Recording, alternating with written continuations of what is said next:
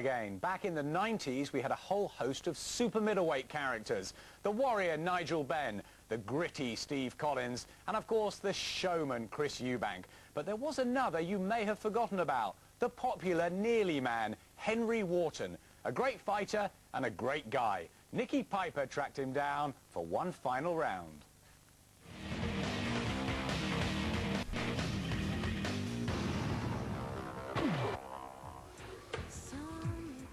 A charity golf day sees Henry Wharton still enjoying a round or two, even if it is no longer in the sport in which he made his name. Good shot.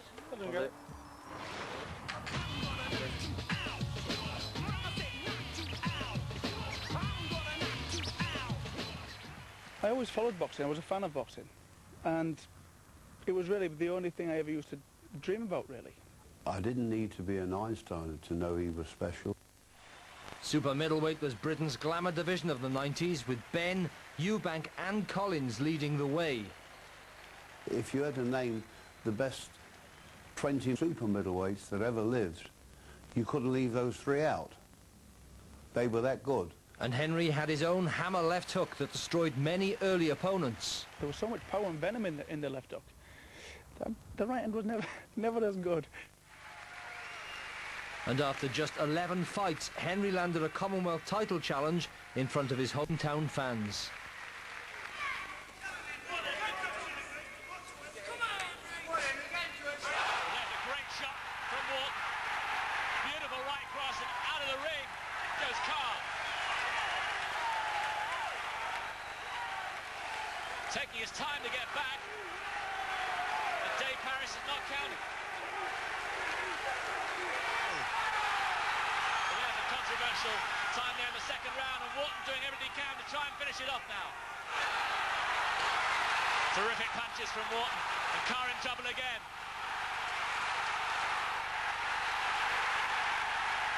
Oh yes, that hurt Carr. Carr in real trouble now. The end of a tough round, murderous body shot. Well, that was amazing. Those left hooks to the body, you visibly they were very hurtful. Carr did everything possible, it just wasn't within his ability. They embraced each other, a terrific scrap. And he's done it. Wharton has won the Commonwealth Super Middleweight title. Being my first 12-rounder and being so strong like Rod Carr was, I was desperately tired. If it wouldn't have been for the supporters, how fanatical there was, and willing me on the way they used to do, I don't think I'd have come through that fight. Trainer and lifelong friend Gary Atkin shared in the success, and the pair remain as close as ever. My relationship with Henry, it's not like trainer-boxer, we're best friends. I had a really, really true friend in Gary Atkin. He was my trainer, but a friend, honestly. But then came the acid test, a tilt at Nigel Benn's world crown. Henry undertook intense training in Marbella and was determined to push the Dark Destroyer to the limit. It was the end of the fourth. I thought he's caught him, he'll hurt him now. He got back to the corner, good cornerman with him, and he recovered. If there was one moment in my life that I didn't actually give me all, it was the Benn fight. Looking back now, I'm thinking, well, why didn't I just go and just go for it? You know, if I'd have got knocked out, so what? But it's a thing I can never bring back. At the end of the fight, I always remember Nigel Benn. He'd give everything. He'd nothing left in the tank. Henry had another 3 or 4 rounds. That's where the experience was lacking with Henry. Oh, bounce up. Get up. Get up. Oh. But missing out on his big chance didn't deter Henry, and while the golf may have been below par, his boxing wasn't. And 10 months later, he secured a second world title opportunity against Chris Eubank.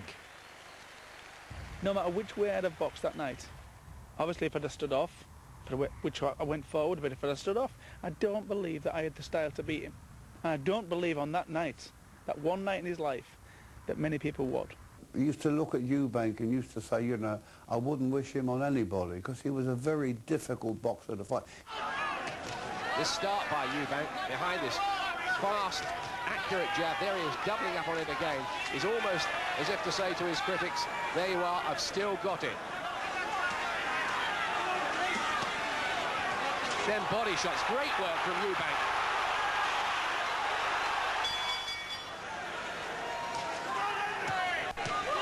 That's good from Wharton. He's suddenly just beginning to get a foothold.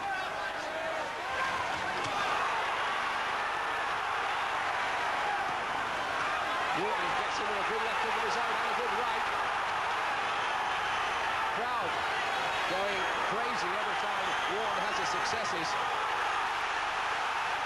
9th round. 2 good shots from Eubank. Really knocked the sweat up. 12 minutes on Wharton. Wharton is in trouble. Wharton is in trouble from the left hook there for a moment. Oh, Eubank's got him. Brilliant work from the champion. Wharton in desperate trouble here, and he's waving the referee in, Eubank. He's saying, stop this. Eubank inviting Steve Smoker, the referee, in, and saying you should have stopped it there. There goes the bell to end it. Eubank lifts his arms aloft, and surely he has retained his championship. And still, nobody knows, super middleweight champion of the world, Chris Eubank. I really believe that I pushed him all the way. I've taken a lot out of him, and I believe that I played a big part in the finish of his career. And again, he picked himself up from world title defeat to challenge Mauro Galvano for the European crown. Henry was exceptional that night. It was boxing Galvano's head off, but we knew he was dangerous. And I think that was the end of the 4th again. Henry put a left hook, and as soon as he hit him, I knew that was it. And the European title, that was a big stepping stone for Henry. Oh, great shot. What a beautiful shot.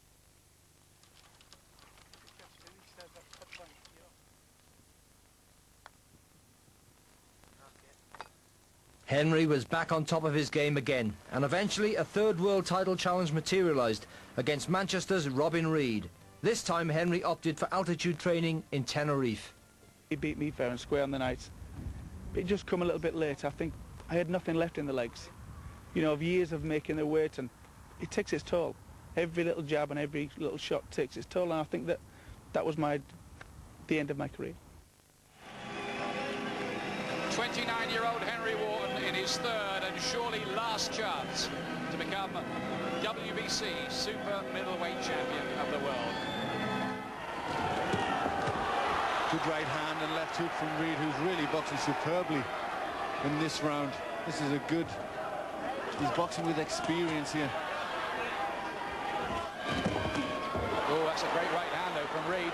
Wharton left a gap, but then Wharton finds his own right hand. This is boiling up quite nicely, this is. Oh, that's a terrific countering left hand from Reid. Real stiff jab, sort of a half smile played around the lips of Wharton. And Wharton still comes forward. There's a relentlessness about him. He wants this so bad. And he finds Reid with the left hook late in the round. But Reid is matching him. Cut by the nose, looks pretty horrible for Wharton, who's hit with the right hand and hurt. He staggered there. I thought he was going to go for a moment. Oh, there was a big right from Wharton there. Did he get through to Reid? The final bell, and I think everybody in the arena knows that Robin Reid has done enough. And still, super middleweight champion of the world, Robin Reid. 2 more fights followed at light heavyweight before Henry finally hung up his boots. Ever the shrewd Yorkshireman, he was comfortably set up for a leisurely retirement on the golf course. It's the love of my life at the moment, is golf. I really do love it. It's a challenge.